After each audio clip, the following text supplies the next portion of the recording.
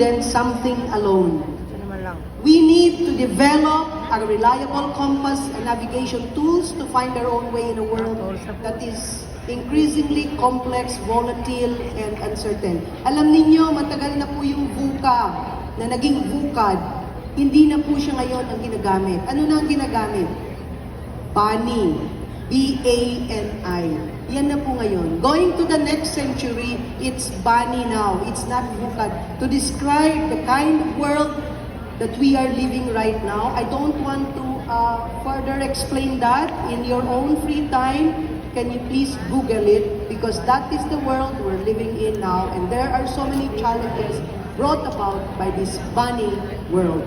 And so, what we have to teach our children is, of course, knowledge, skills, and most important, our common values, intellectual and moral maturity, and sense of responsibility. These are what will guide them in the world, for the world to become a better place. Next slide. So, what have we done? Ito na po siya. Key stage standards. I know that the teachers have already encountered the curriculum several times. And in the curriculum guide, you will find the key stage standards, the grade level standards. Of course, we have the learning area standards and the learning competencies. Nakasulat po lahat yan. In the next slide, you will see that we have not changed the framework of K-12, the existing K-12. It's the same, okay? What we want our students to possess is that they have 21st century skills. 21st century skills with exits, I mean, under 4 exits. What are the exits again? Higher ed, Konting review lang dyan, employment, para may malaman mo na nakikinig pa rin. Higher education, employment, entrepreneurship, middle level skills. Entrepreneurship, and middle level skills development. Itong middle level skills development, hindi ito naiintindihan masyado. Ang ibig sabihin lang nito, hindi ang bata pupunta sa kolehiyo o kung saan pa man, hindi siya magtatrabaho, kundi pupunta siya sa TESDA. Kung NC2 siya ngayon, pwede siyang NC3. Yun, middle level skills doon for middle level managers. Okay? So yun ang ibig sabihin ito. Next slide. So what are the learning principles that guided us in the revision of the Matatag curriculum? Number 1, highlight please. Learning is not possible in an overcrowded curriculum because we wouldn't want our teachers to comply with the directive to finish the curriculum even knowing that the students have not mastered the requisite skills needed to move on to the next grade level. Next, learning competencies must be age appropriate. Just like what I was telling you a while back, there are too many high or order thinking skills na hindi pa na-develop ang foundational skills. And then learning starts from what learners already know and can do, and learning involves progression where more complex skills are built on foundational skills. Next slide. So what are now the features? Sige, paki-show na lahat. Foundational skills, very important. Okay? And then, decongested curriculum. Balanced cognitive demand, yun yung sinasabi ko, a balance of higher order and low-level thinking skills. And then, clearer articulation of 21st century skills, reduced learning areas. Intensified values education and strengthened peace education. And of course, it's on a par with international standards. Next slide. So ito po yung sinasabi natin sa focus on foundational skills. Okay. Current curriculum, we have mother tongue, Filipino, English, Math, Araling Panlipunan, MAPE, and Edukasyon sa Pagpapakatao for grades 1 to 3, ay to 2. Pagdating ngayon sa Matatag curriculum, ilan na lang? 5 for grades 1 and 2. Kasi pagdating sa grade 3, anong nadagdag? Science, alright? So, we wanted to make sure that our learners will first have a good grounding on foundational skills, language, reading and literacy, math, makabansa, GMRC, foundational. Okay? Literacy and numeracy will be the focus here. Next slide. Noun, pangalan. Okay. Doon sa mga Key Stage 1 teachers, meron tayong bago, di ba? Marami tayong bago. Isa na dito ang makabansa. Makabansa serves as the foundation in molding an aktibong mag-aaral who has awareness and pride of his or cultural identity as well as his country's history and the life.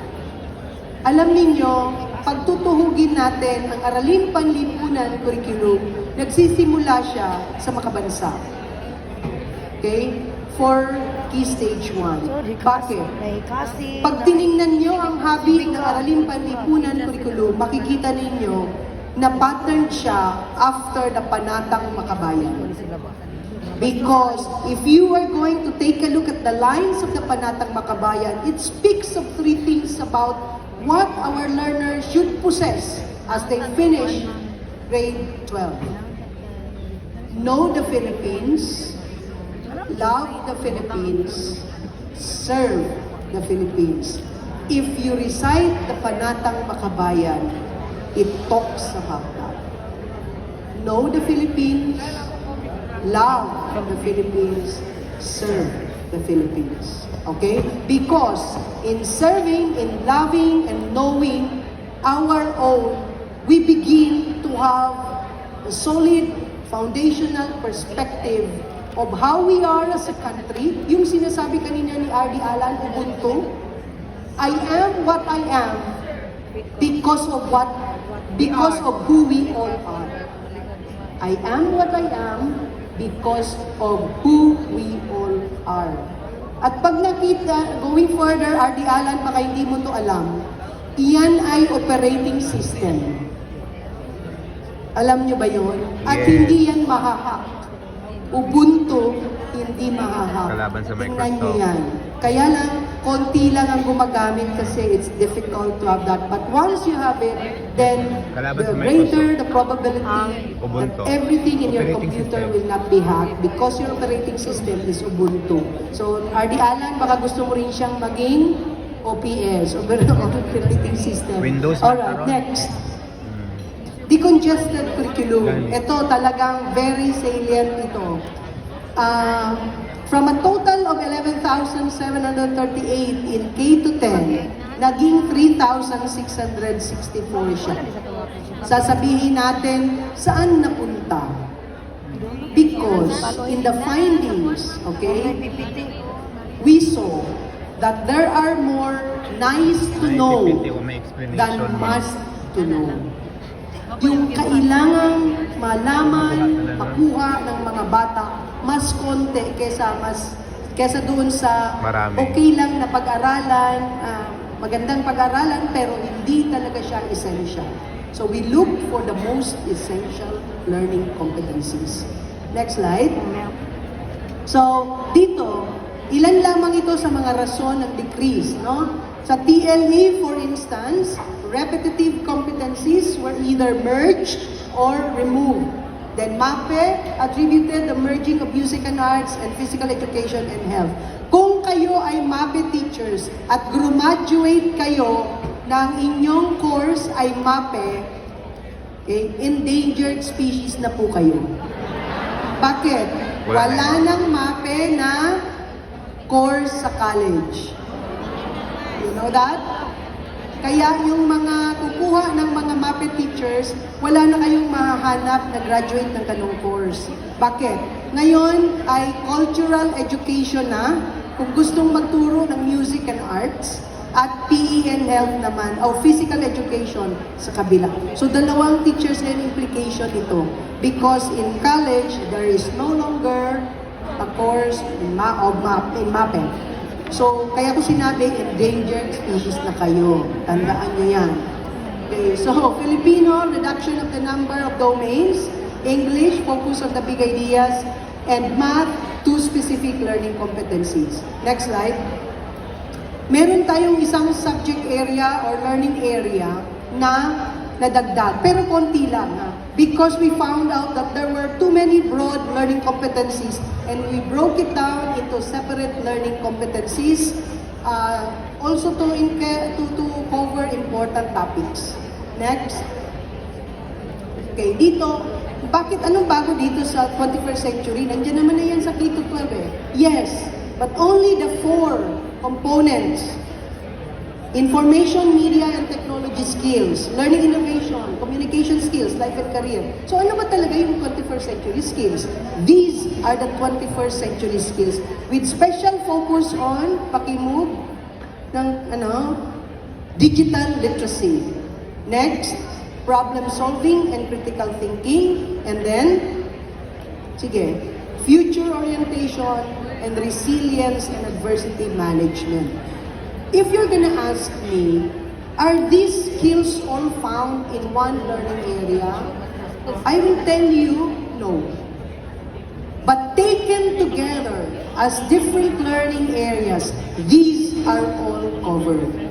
The subject area might be responsible or might be teaching more critical thinking, problem solving, but the other learning areas are contributory to the development of the other 21st century skills. Next slide. Okay, yan po yung mga paliwanag natin tungkol sa 21st century skills. I will not belabor that anymore. Next slide. Okay, itong sa values education, please take note. In grades 1 to 6, it's no longer edukasyon sa pagpapakatao. It is GMRC. So sa ating card, report card, dapat ang nakalagay, good manners and right conduct. Pagdating sa junior high school, ang tawag ay values education. Okay? So, GMRC, elementary, junior high school, values education. In senior high school, the values are integrated in the different learning areas. Okay? Next slide. Again. This one is actually one of the things that was highlighted by our VP and closest to her heart. What is that? Peace education. But we all know that peace begins at home. Peace education. Okay. So, paano natin ito in-incorporate? We're saying, of course, that we start them young. Meaning that even at a young age, they have to understand one another, accept one another, accept their background, accept their culture, accept even the physical appearance. That's where it all starts. And so, ayan nakalagay yung ating mga learning areas where peace education competencies are integrated that talk about self-awareness, social responsibility, community resilience, human security, and disaster risk reduction. There are many other concepts incorporated under peace education, but these are all just samples of what we've done in the curriculum. Next slide. So, the other one is redefining the interplay among languages, and so even as we make mother tongue as foundational language, okay, we understand also that there are other languages spoken at home, be this English, Filipino, or mother tongue. And so, in the first key stage, literacy is given its focus. And then it proceeds to language. And then in key stages 4, 3, and 4, we now have literacy text. That is how we have changed the languages curriculum. Next slide. So sa Aralin Panlipunan,